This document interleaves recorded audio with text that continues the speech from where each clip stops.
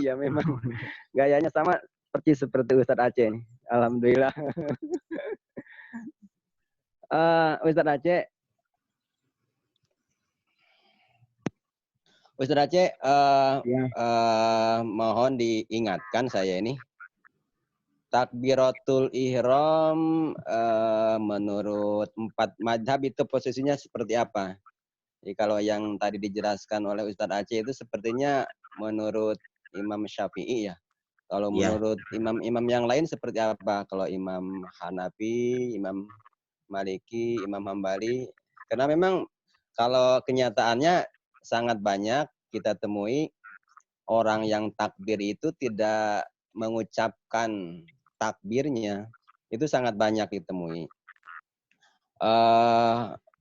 Bahkan kalau saya hampir setiap hari kalau kita berjamaah gitu. Kemudian itu yang pertama ya. Jadi mohon dijelaskan posisi takbiratul ihram indah 4 imam itu seperti apa? Apakah semuanya sepakat qauli atau ada kalau imam yang lain atau ada persyaratan-persyaratan tertentu, kemudian ada penjelasan-penjelasan lain. Kemudian saya ini ingat ya, di masjid saya juga ada salah satu imam, kalau tidak ditulis sebagai petugas imam, dia itu berhenti libur ke masjidnya. Ini kan setiap 3 bulan biasa di masjid kami itu ya ada perubahan jadwal, kemudian refresh ya. Petugas imam itu antara maghrib, isya, subuh, zuhur, asar itu beda-beda. Kita sudah jadwalkan. Nah, kemudian ada salah satu imam ini kalau tidak terjadwal, nah, ini tidak mau dia libur ke masjidnya itu. Nah, ini gimana? Sebenarnya kalau dikasih pemahaman juga sudah. Maksudnya, apakah ketika kita tidak menuliskan dia sebagai imam, kemudian dia libur ke masjidnya, kemudian berjamaahnya juga, dia berkurang, akhirnya kan syiar dia untuk ke masjidnya berkurang. Apakah berpengaruh disebabkan oleh kita, sebagai sanksinya kita juga mendapatkan hal-hal yang tidak baik dengan oleh karena dia tidak ke masjid. Nah itu mohon penjelasannya. Kemudian yang ketiga, saya ada beberapa minggu yang lalu kalau nggak salah di Jerman atau di Belanda ya, dengan wabah COVID ini justru dikumandangkannya paling pertama azan secara jahar ya di masjid itu. Jadi dipersilakan oleh pemerintah setempat itu azan untuk memanggil orang-orang sholat. Apa kasusnya, apa di Jerman atau apa di Belanda? Pertanyaannya, saya jadi berpikir, apa COVID ini salah satu bagiannya dari tentara Imam Mahdi? Tentara Imam Mahdi atau bukan COVID nih? Mohon penjelasannya. Mohon dari Ustadz-Ustadz yang lain juga mohon penjelasan. Terima kasih, Mang Yatno, Ustadz Aceh. Assalamualaikum warahmatullahi wabarakatuh. Waalaikumsalam warahmatullahi wabarakatuh. Silakan Mang Ustadz Haji Aceh yang bisa dijawab, yang tidak bisa diserahkan ke forum, ya atau belum bisa atau belum baca kitabnya. Kalau forum semuanya tidak bisa juga jawab, nanti ditaruh di PR, pekerjaan. Ya. Nah, sebenarnya saya menjawab, tapi karena saya sudah menjadi moderator kan nggak enak juga jawab ya. Silakan Pak. Ya, pertanyaan pertama, terima kasih kepada Al-Mukarram Bapak Ustaz Haji Karna ya yang telah menyampaikan pertanyaannya ya.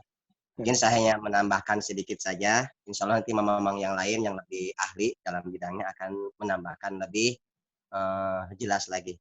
Untuk yang pertama, sebagaimana kita pelajari bersama atau mungkin sudah ada membuka kitab dan sebagainya, semua mazhab itu sepakat sholat itu harus mengangkat kedua tangan sebagaimana hadis dan lain sebagainya. Itu yang jadi perdebatan, yang jadi permasalahan ketika di bawah itu adalah peletakan setelah takbirnya. Jadi semuanya sepakat takbir dulu mengangkat tangan. Memang kalau kita kan sampai sini Imam Syafi'i yang kita pelajari, ada yang seperti ini juga ada, ya. Nah, cuman antara takbir laki dengan perempuan itu kan berbeda. Kalau laki-laki seperti terbuka, kalau perempuan agak rapat. Kenapa? Kalau perempuan terbuka, saya suka menjelaskan, wahai anak perempuan, ibu-ibu, tolong kalau takbir jangan seperti laki-laki. Kenapa? Kalau takbirnya seperti laki-laki takut pecah bu itunya. Nah, pada ketawa semua gitu kan. Artinya apa? Ada perbedaan gitu ya. Jadi antara takbir laki dengan takbir perempuan. Angkat tangan. Nah, adapun setelah angkat tangannya itu yang jadi permasalahan di bawahnya. Ada yang posisinya kalau kita di antara pusar dengan dada, tengah-tengah, seperti ini ya Pak ya, yang kita ajarin. Ada yang di samping, bahkan ada yang di sini. Itu tidak membatalkan sholat. Ya Pak ya. Tetapi mereka yang di permasalahan takbirnya harus angkat tangan sepakat semuanya. Tapi hanya peletakannya saja. Dia nggak begini, nggak ke samping, nggak ke kanan, cuman ke bawah aja. Itu juga tidak membatalkan. Yang penting dia setelah takbir tidak seperti ini. Nah, kalau gerak-gerak begini batal, Pak. Ya, karena melebihi 3 gerakan. Kan suka ada setelah takbir, dia Allah kan masukkan ada begini nih. Biasanya anak-anak sebegini nih. Ini sebetulnya membatalkan. Kecuali kalau dia punya penyakit ayan, baru nggak membatalkan. Ya, kenapa? Kalau punya penyakit ayan itu banyak gerak tidak. Bahkan ketika sedang begini, Bismillahirrahmanirrahim, Alhamdulillah, nggak jadi masalah itu. Kenapa? Karena memiliki penyakit di luar dugaan, maka itu tidak membatalkan. Jadi semuanya sepakat bahwa takbir itu harus diangkatkan tangannya. Nanti ada yang menjelaskan yang lainnya, barangkali itu para imamnya. Kemudian yang kedua, imam yang tadi dicatat ya Pak ya, kalau dia tidak dicatat namanya, dia tidak datang. Nah, kembali kepada diri kita. Tadi alhamdulillah Bapak Ustadz Haji Karna sudah menegur dan sebagainya. Jadi kembali kepada niat kita. Pokoknya kita mah niatnya ingin berjamaah dan lain sebagainya karena banyak keutamaan seperti itu. Adapun bagi dia mungkin kita tidak tahu apa alasan dia, apa mungkin karena pengen dicatat dan lain sebagainya. Makanya tugas nanti ditanyakan dan lain sebagainya. Setelah itu baru kita sharingin nanti. Itu tugas Pak Karna nanti ke wilayah yang dijumpainya tadi. Nah, untuk yang tadi azan yaitu dengan masalah Covid Pak, tentara imam dan sebagainya. Yang kita hadapi Pak, mohon maaf, yang terjadi di masyarakat dan sebagainya ini, mereka bukan takut sama virusnya Pak. Mungkin memang juga sudah tahu mana virus ini, tapi yang ditakutkan manusianya Pak. Tingkat tindakan agresif manusia tadi. Contoh kalau kita ini seperti mungkin memang lihat di YouTube di India, bagaimana tuh orang sholat terus dibuatin segala macam. Yang ditakutin bukan penyakitnya, orangnya yang berbuat semena-mena. Gitu Pak. Mungkin itu tambahan dari saya. Mungkin yang lainnya dipersilahkan untuk yang lebih ahli. Wah, alhamdulillah, Mang Aceh. Saya sangat kagum dan sangat berilmu sekali ya. Masya Allah ya Robi. Ya. Jadi kalau di masyarakat itu Mang Aceh benar-benar tidak ada keraguan. Jadi kayak Ustadz dulu. Kalau mengajarkan takbiratul ihram, sholat itu tak tidak ada keraguan gitu ya. Yang batal kecuali orang ayan yang nggak batal ya Bang ya. Iya. Ya, tadi sebenarnya sudah menghilangkan Pak, tapi nggak apa-apa, Mang. Jangan dihilangkan, Mang. Itu sudah kalau memang ceramah pakai Pak nggak apa-apa. Tapi kalau menyebut pakai Mang, nggak apa-apa. Nanti jadi hilang identitasnya, ya. Mang Aceh, nanti kalau begitu tak list menjadi pembicara di di tempat saya. Nanti suatu saat saya akan undang mengisi. Ada yang lain Pak, ada yang lain. Apa kultum atau setengah jam atau berapa jam? Boleh. Nah, silakan. Ada yang menambahkan? Barangkali Mang Hasan mau menambahkan yang mazhab itu ya. Yang ketiga ada tadi pertanyaan takbiratul ihram, bagaimana pandangan dari 4 mazhab itu. Yang ketiga yang belum kejawab itu yaitu apakah corona itu jundulnya pasukannya Imam Mahdi katanya. Ya. Nah, itu. Kalau orang-orang di YouTube, orang-orang di WhatsApp dan seterusnya perdebatan itu. Ada yang bilang itu tentaranya Allah. Ada yang bilang tidak tentaranya Allah. Yang sudah pasti yang WhatsApp itu menulis gitu maksudnya. Ya, silakan. Bang Romli tadi. Mang Hasan udah menghidupkan ini tadi. Oh, iya. Silakan. Assalamualaikum warahmatullahi wabarakatuh. Waalaikumsalam. Terima kasih Mang Yatno dan Mang Haji Aceh, Mang Ustadz Karna dan yang lain sebagainya. Terkait takbiratul ihram ini, kalau di di Safina yang mengangkat tangan itu sunnah, mengangkat tangannya sunnah, ya. Jadi wa yusannu raf'ul yadaini fi arba'ati mawadhi'a 'inda takbiratul ihram wa 'inda ruku' wa 'inda al-i'tidal wa 'inda al-qiyam min at-tasyahhudil awal. Jadi mengangkat tangannya itu sunnah. Jadi ketika takbiratul ihram itu sunnah. Kemudian ketika bangun dari i'tidal itu juga sunnah. Mau ruku' juga sunnah. Kemudian bangun setelah tasyahud awal itu mengangkat tangan lagi itu sunnah. Yang rukun itu adalah bacaan takbiratul ihramnya. Nah, yang jadi permasalahan ini, apakah harus lafadznya itu Allahu Akbar saja? Apa boleh Allahus Somad, kan seperti itu. Gitu kan? Apakah boleh Allahu Akbar saja? Qot'i. Nah, di sini di fiqhu ala madzahibil arba'ah, fikih 4 mazhab ini, bahwa sifat takbiratul ihram bahwa itu terdiri dari 2 lafaz, yaitu Allahu Akbar bi khususihima bi haitsu law uftutihatis sholatu bi ghairi hadhil jumlah fa inna sholatahu la tasihhu. Jadi imam yang 3 itu sepakat semuanya lafaz Allahu Akbar. Yang tiga Imam Malik, Imam Syafi'i, Imam Hambali itu sepakat pakai lafaz Allahu Akbar. Kalau di madzhabul arba'ah. Tapi kalau dengan lafaz yang lain itu nggak sah. Ini kalau menurut madzhabul arba'ah. Wa khalafal Hanafiyah, tapi Imam Hanafi itu berbeda. Sah. Itu Imam Hanafi.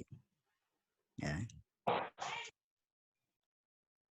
Jadi la yustaratu ittitahus sholati bilafdzati Allah Akbar. Jadi tidak disyaratkan menurut Imam Hanafi lafadz takbiratul ihram itu hanya Allah Akbar saja. Bisa dengan lafadz yang lain. Seperti di sini apa nih? Allahus Somad juga bisa. Ya, yang penting tertib. Allahus Somad. Hanya Imam Hanafi yang berbeda. Kalau yang lainnya, yang imam mazhab yang 4 itu, Syafi'i, Maliki, Hambali, itu qot'i harus pakai lafaz Allah Akbar. Tapi kalau Imam Hanafi boleh menggunakan lafaz yang lain, tidak disyaratkan. Nah, kemudian Ustaz Hasan. Ya. Kalau kaulinya sepakat ya, 4 mazhab ya? Iya. Diucapkannya ya? Ya. Iya, diucapkan. Ya. Lanjut. Oke.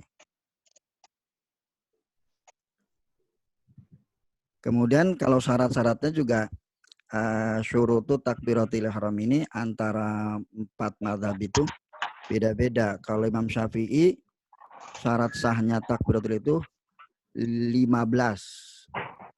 Kalau Hanafi cuman ada 10 syaratnya. Kalau Malikiyah ada 1, 2, 3, tadi hitung ininya. Ada 10 juga. Kalau Hanafiyah Banyak banget. Intinya gini, intinya syarat sahnya takbiratul ihram itu satu,